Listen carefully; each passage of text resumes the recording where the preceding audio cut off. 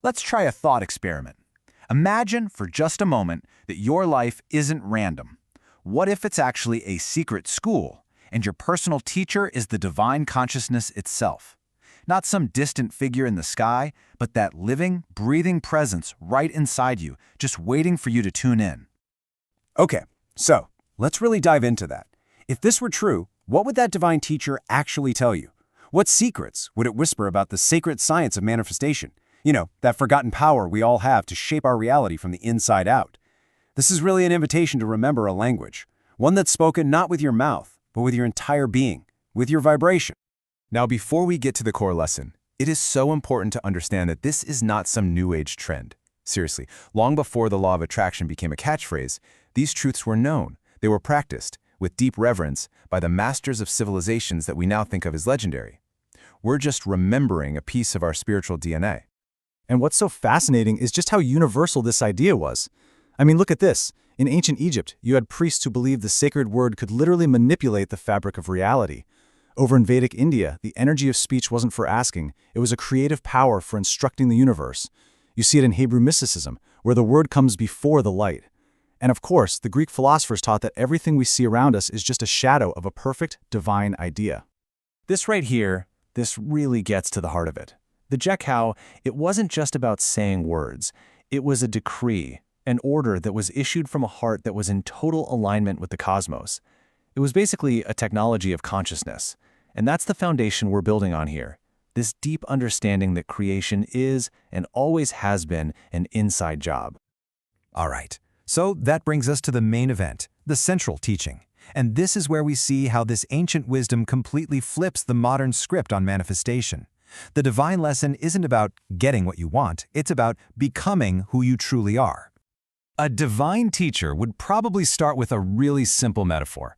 Think about your inner self, your thoughts, your beliefs, your emotions, as a kind of vessel, a cup. And the creative energy of the universe, well, that's like pure water. Now, if your vessel is cracked with doubt and fear and beliefs that you're not worthy, how can you possibly expect it to hold the very thing you're asking for? It can't. Your outer world can only ever reflect the wholeness of your inner world. And here's the crucial point. This whole thing is an act of emanation, not petition. You don't attract what you just think about once in a while. You attract what you are in your deepest vibrational core, the energy you're constantly putting out. See, if you are a spark of the divine, you don't need to beg for anything. You just have to remember who you are and align your personal energy with that universal truth. And the two paths couldn't be clear, right? On the left, you've got the path of lack. This is where most people get stuck. It's all fueled by neediness and anxiety. The energy is basically, oh, I hope this works, I really need this.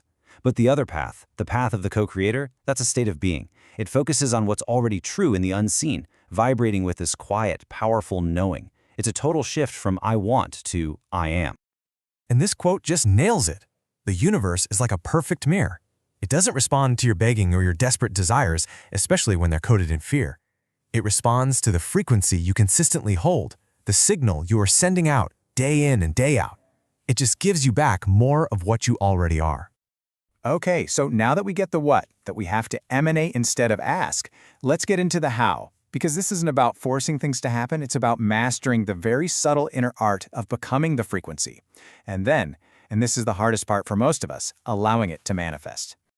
And here it is, the biggest hurdle for, well, pretty much all of us, our logical mind. It's been trained its whole life to control, to plan, to figure things out. It wants a step-by-step guide and a guaranteed delivery date. But the quantum field, that infinite ocean of potential where all things come from, it doesn't work on linear logic. It works on resonance. It works on vibe. I love this metaphor because, let's be real, we've all done this, haven't we? Your need to control it, your impatience, your constant checking for results, all of that is a vibration of pure doubt. You're basically screaming at the universe that you don't trust the process. You are literally digging up the seed. True co-creation requires you to plant that seed of intention and then trust the sacred unseen process that's happening underground. And this is where we have to totally redefine faith. It's not wishful thinking. It's not some loud, desperate hope that things will work out. True spiritual faith is a state of silent certainty. It's this deep inner calm, a knowing that what you've aligned with in the invisible must, by universal law, show up in the visible. It's the quiet peace of knowing it is already done. This thinking totally transforms our spiritual practices. A divine teacher would say that prayer isn't about trying to convince God to give you something. No, it is an act of calibration. It's you tuning your own frequency, just like tuning a radio dial, to match the frequency of the reality you want to experience. It's an act of merging, not asking. So, how do we make this stuff real? If manifestation is a sacred teaching, then our daily life is the practice field. You don't need to go to a monastery. You just need to bring this intention and awareness into your everyday moments. Let's break down how you can actually apply this. Here are 4 practical pillars for your daily life. First, calibrate your energy the second you wake up, even if it's just for 5 minutes. Second, become intensely aware of the words you use. Third, learn to use your emotions as a guidance system, not a trap. And fourth, stop chasing the thing you want and start becoming it. Act like the person who already has it. Let's just focus on step 2 for a second, because this one is so fundamental and so often overlooked. Your words are not empty sounds. They are vibrational codes. Every single time you say I can't or that's impossible, even if you're joking, you are programming your reality with that exact limitation. But when you affirm something with deep, unshakable certainty, you are issuing a powerful command to the universe. Your word, aligned with your soul, literally creates worlds. So we've journeyed from ancient wisdom to the inner workings of faith and all the way to the practical steps you can take every day. And it all leads to this one final, incredibly empowering realization about who you really are in this whole cosmic dance. This is the ultimate lesson. This is the whole point.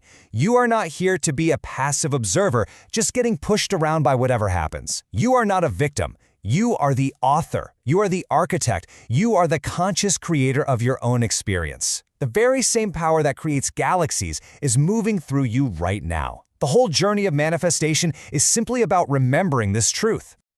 And so the final lesson isn't actually a statement, it's a question, and it's left for you to answer. The teacher has merged with you, and all of the power has been placed right back where it belongs, in your hands. You're no longer just a student in this secret school. You are its master. And knowing this, what will you choose to create now?